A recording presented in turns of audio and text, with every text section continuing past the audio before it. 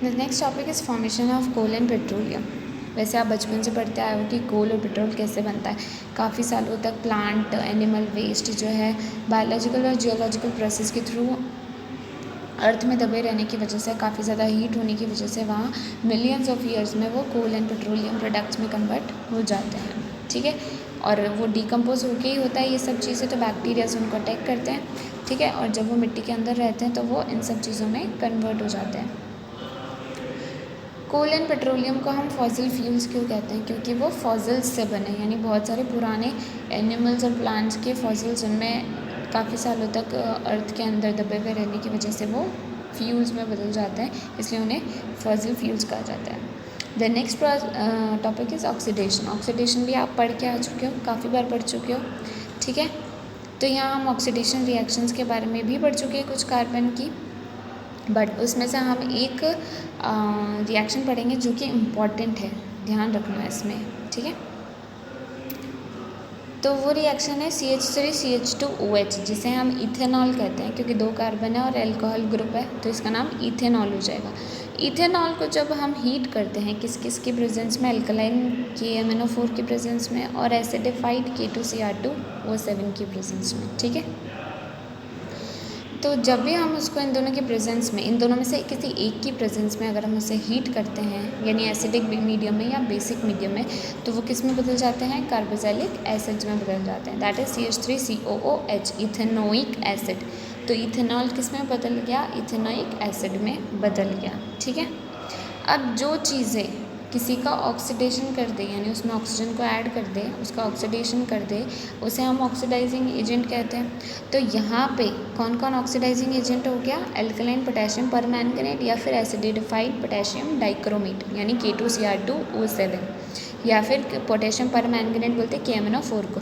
तो दोनों में से जो है वो क्या, दोनों ऑक्सीडाइजिंग एजेंट की तरह बिहेव कर रहे हैं। ठीक है, क्योंकि वो अल्कोहल का ऑक्सीडेशन करके उसको कार्बोक्सिलिक एसिड्स में बदल रहे हैं। ठीक है, समझ में आई ये चीज़? Now the second reaction is addition reaction. Addition reaction, आप ये सारी रिएक्शन आप जनरली पढ़ के आए हो पहले 8-9 क्लास में, बस अब यहाँ आप ये सब कार्बन में पढ़ रहे हो, that is the difference only. तो एक अनसैचुरेटेड हाइड्रोकार्बन हमने लिया, अनसैचुरेटेड यानी जिसमें डबल बॉन्ड है, उस हाइड्रोकार्बन में अगर हम उसको निकल कैटलिस्ट की प्रेजेंस में उसका हाइड्रोजनेशन करते हैं, यानी उसमें हाइड्रोजन ऐड कर पाते हैं, तो वो किस में बदल जाता है?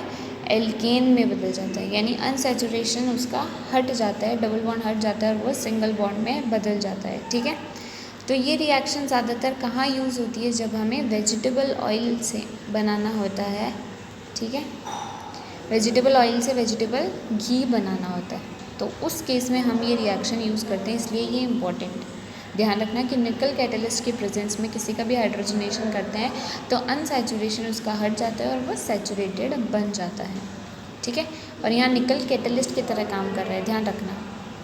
H2 ऐड हो रहा है सिर्फ, और निकल तो सिर्फ कैटलिस्ट है, तो कैटलिस्ट कभी भी रिएक्शन में पार्ट नहीं लेते हैं, वो सिर्फ वहाँ पे होते हैं, उस रिएक्शन को करवाते हैं और फिर अपने आप अलग ही रहते हैं, कभी भी जुड़ते नहीं हैं उस रिएक्शन के किसी भी चीज़ के साथ। ठीक है, तो इसी को हम कहते हैं you must have some advertisement stating that the vegetable oils are healthy.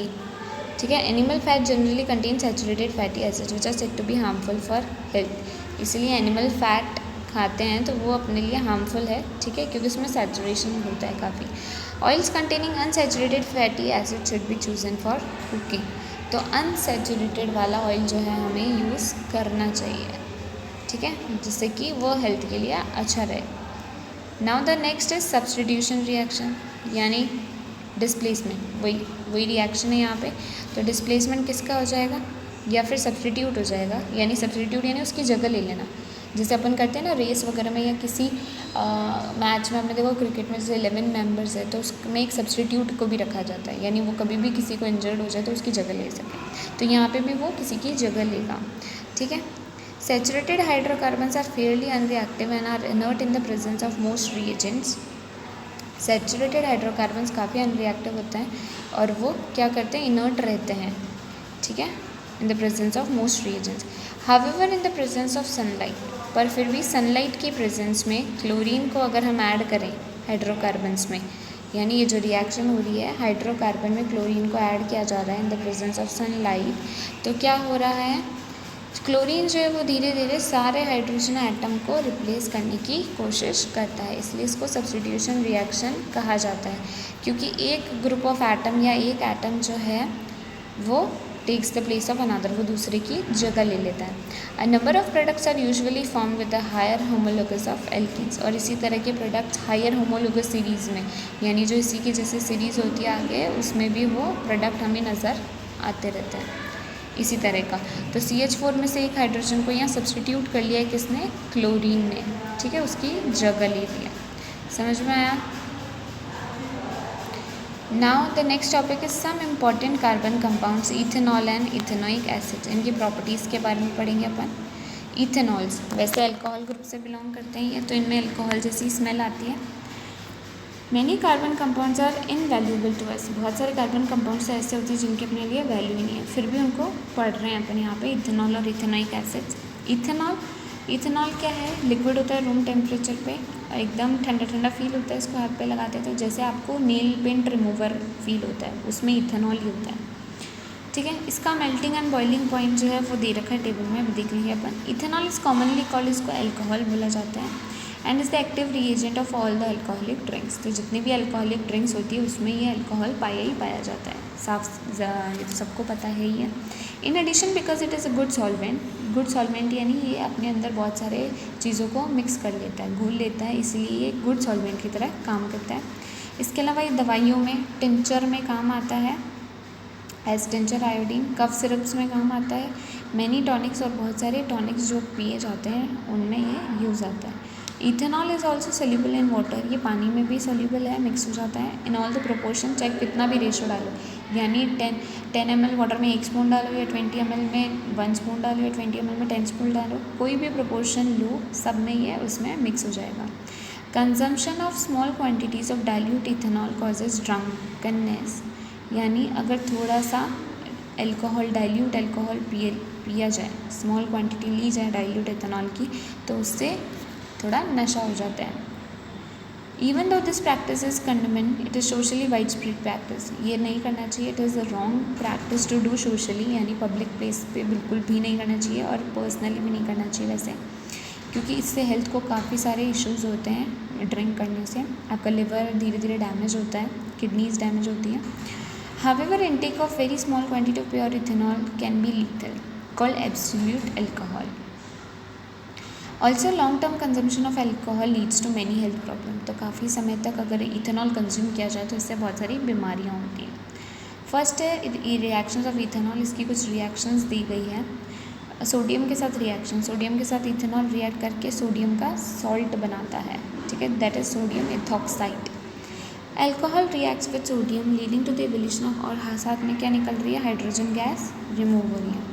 With ethanol the other product is sodium ethoxide, दूसरा प्रोडक्ट क्या निकल के आ रहा है, सोडियम इथॉक्साइड निकल के आ रहा है।